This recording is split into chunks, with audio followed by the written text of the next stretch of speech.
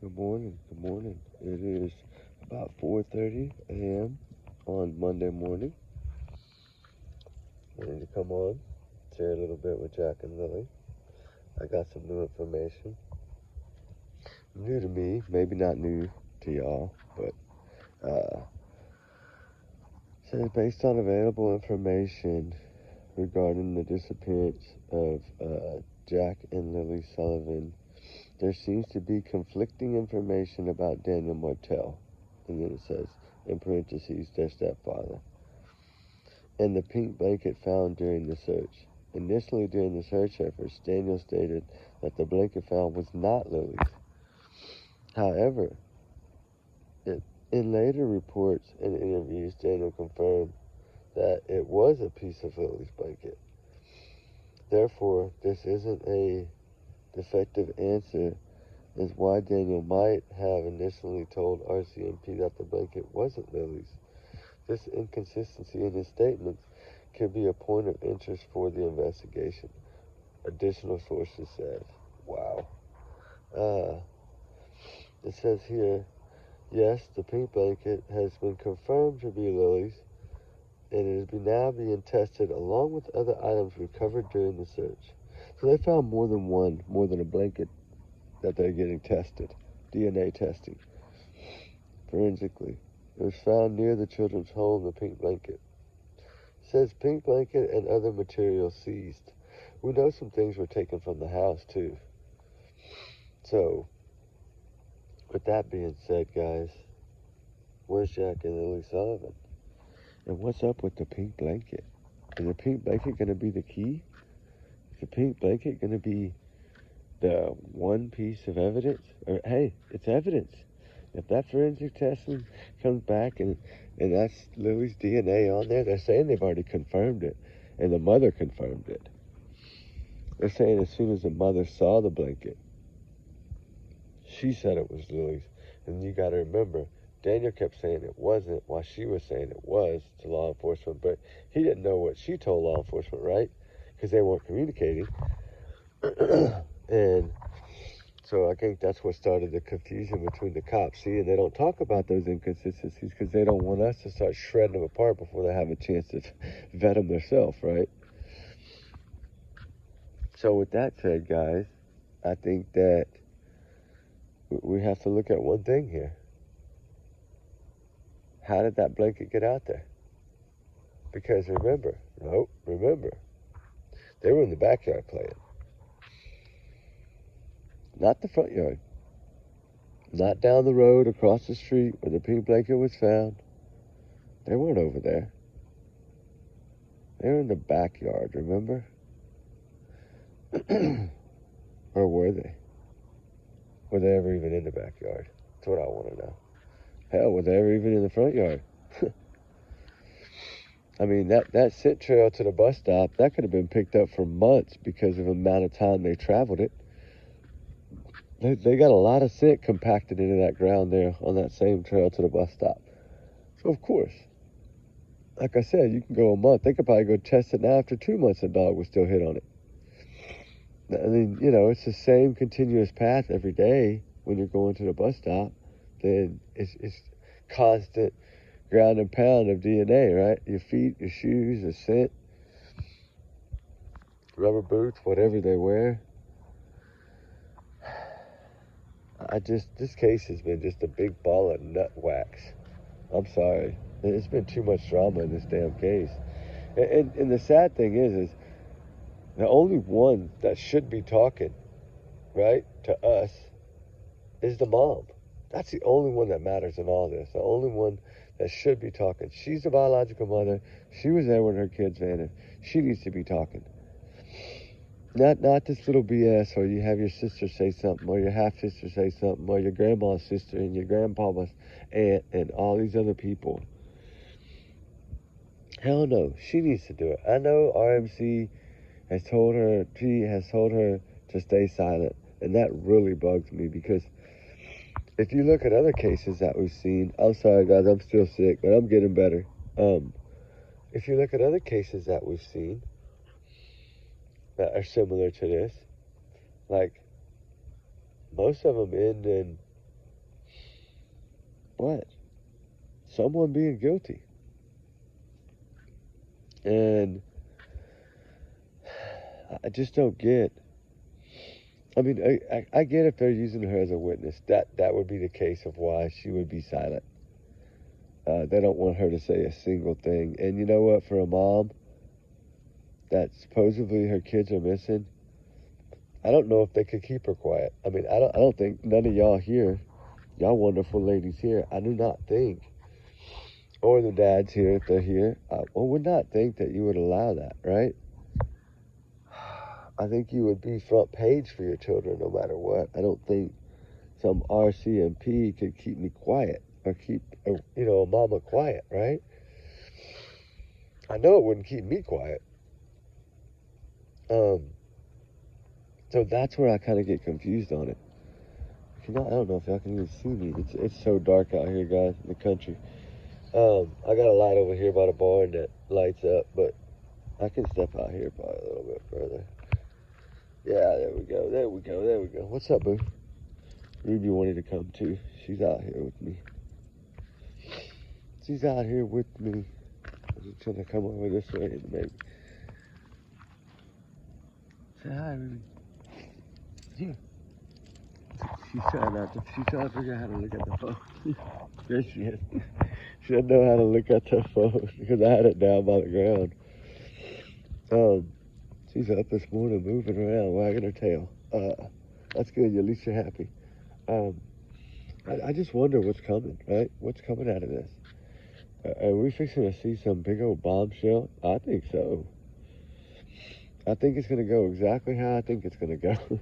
I hate to be that way, but hopefully I'm wrong. But I pray I'm wrong and they hid those kids. But I think a bad accident happened and Daniel covered it up. I've always thought that, and I think everything points to that too. Like the mom leaving, like CPS not allowing him to see the kids. Like you got to add all that up. That's not good in his favor at all. I mean, don't you think law enforcement sees that?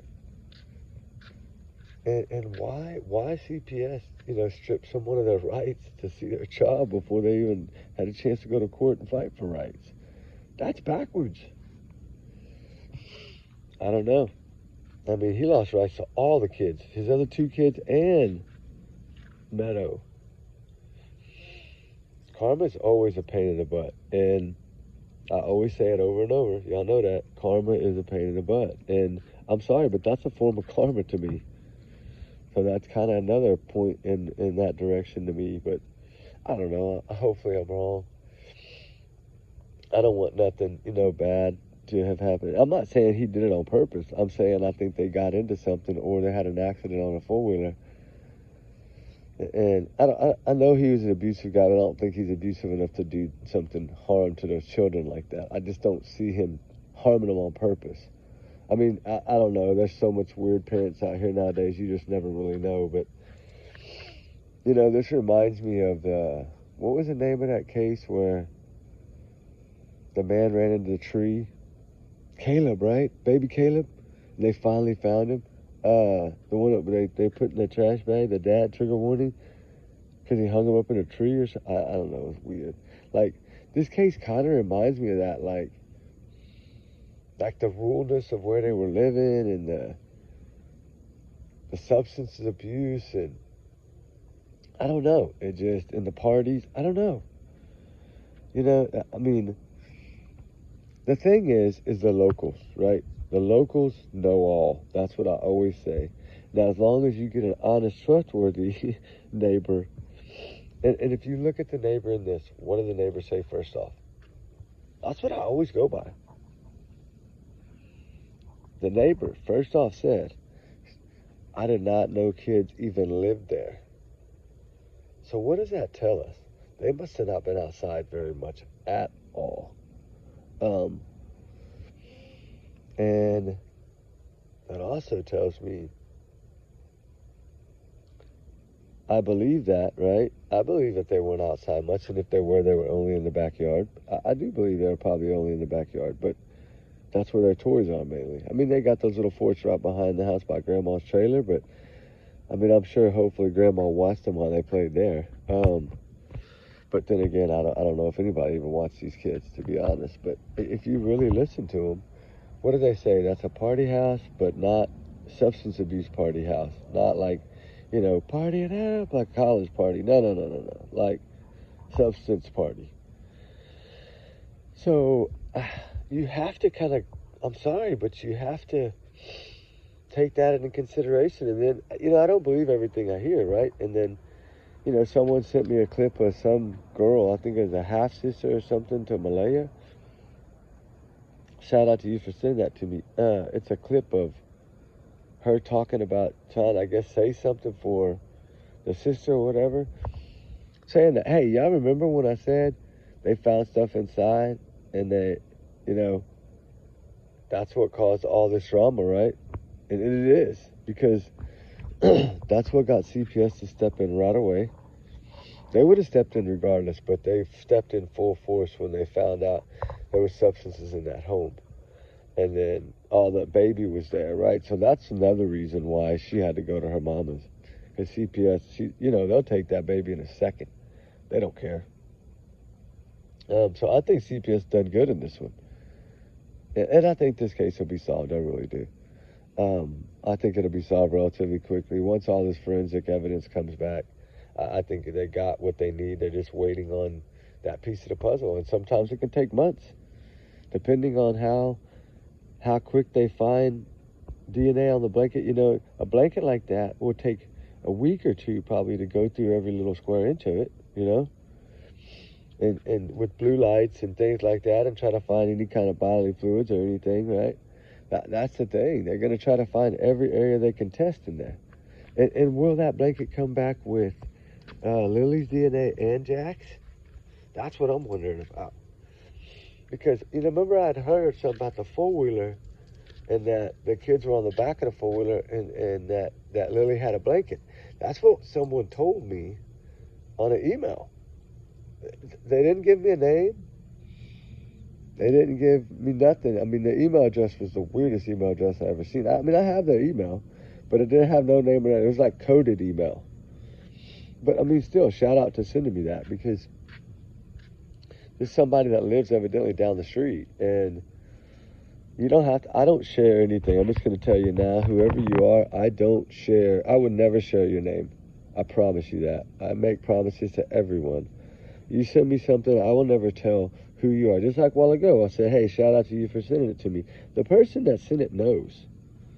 So I can say thank you without having to say their name. I'm just trying to let y'all know that, because there's some people that I think want to send me stuff, but I think they're scared that, I'm going to say their name. I would never do that, guys. I think y'all know that. I hope y'all know that. If not, you know that now. I mean, I get stuff all the time, and some of it you got to take as a grain of salt. Some of it you can look at it and match it with what you've come up with, and then see if it, if it kind of locks together. And thank God I've been able to do that, because I trusted the locals in this case. I trusted the three searchers that I've been communicating with. Those guys were boots on the ground right there at that trailer. Two of them were at that sliding door. I mean, one of them tested that sliding door. I mean, that's what I'm saying. Like, these are people that were right there, right? And they have let me know a little bit that I can't share, and that's cool. They tell me, hey, you can share this, but you can't share that, right? They'll tell me off the record, on the record, whatever, right? Because, hey, I got my media pass back. Now I should get my little press pass thing in the mail here in a couple weeks. Remember the journalism thing I had signed up for and did the class online and all that? I guess I did well, because they sent me the thing already. So I got the first little packet. I mean, I'm not going to probably wear the media pass like that unless it's a court trial or something that y'all want me to go to and do some filming on or something. That kind of stuff I can do. But, it's kind of just, it was an idea of my children actually to get it, so that kind of like I have that little extra tool, right? It's just an extra tool in the handbook, because the thing that's funny is, like, 90% of my credentials are all oil field credentials. like water survival and hazmat and explosive training and, for chargers because we perforate wells and we have to basically use C4, right? And you have to have your license to do all that. So, but anyway, enough about that. I feel like the locals are always right. I mean, you got to remember, a lot of people are nosy nowadays. I mean, look at the amount of cameras. Anybody that has security cameras, I'm sorry, they're nosy people. I love everybody. I have them. I'm nosy too. I always want to know what my kids are doing. I'm always up their butt. Where y'all at? What are y'all doing? I got them one out of town in college and one in private high school. But they got volleyball. They got all this after. And it's like I'm constantly trying to watch them on the 360 app because I'm just a paranoid parent, I guess. And they go to private school. It's all gated. I mean, but still, all in all, you just never know in this day and time. There's some weird people out there. But yeah, and I know that's how these neighbors are. They're freaking nosy. If I'm willing to admit I'm nosy, then I think a lot of us are nosy when it comes to our kids and our grandkids. I hope we are. That means we care, right? We're not doing it because we want to be nosy. We're doing it because we care.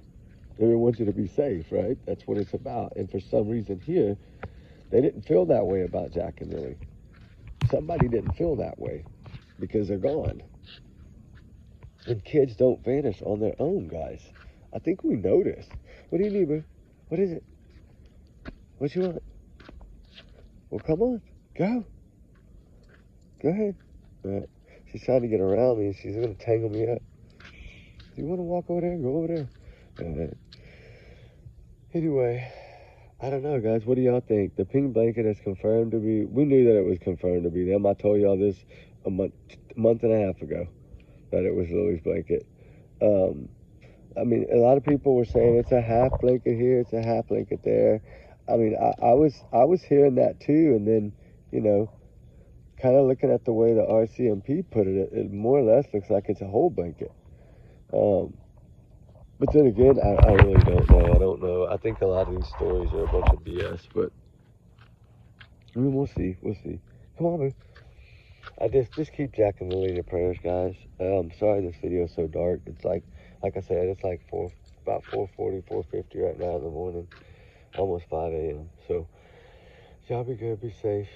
Keep Jack and Lily in your prayers, guys. Keep all the missing runaways in your prayers. And trigger warnings times 100 million. Y'all's comments are what? Y'all's and y'all's alone, not to reflect the channel. But we do our research together. Why? Big heart, no family. And remember, these are my thoughts, my opinions. I'm entitled to my free speech. I'm going to use it. I'm going to use my platform to help try to find these children. Because all missing children, all missing anyone, adults, children, doesn't matter. They all deserve to be found. Runaways, they run for a reason. What that reason is, we don't know. And, I mean, sometimes we never know what the reason is. We just find them and they get them home and we never know. That's the sad part. I think they should always try to figure out the full reason of why they do what they do. Kind of like that girl that just walked into the police station, you remember? After, 6 weeks? Like, everybody was searching for her, thinking some man had got her or something, and lo and behold, they were looking way over here, and she was freaking in Colorado. That's crazy. Anyway, I don't know. I don't think Jack and Lily are with us. I pray to God they are, and I'm wrong, but I think the RCMP has let us know early on these children are not with us. They got something solid, or they wouldn't say that. That is harsh words to say unless you got proof of it, right? That's how I look at it. I think they know something bad happened and that someone covered it up. It's just a matter of getting the finger in the right direction, right? Because you say that pink blanket, they do testing on it, it comes back, Jack and Lily and Daniel. Okay. Then the last ones to touch that blanket were them.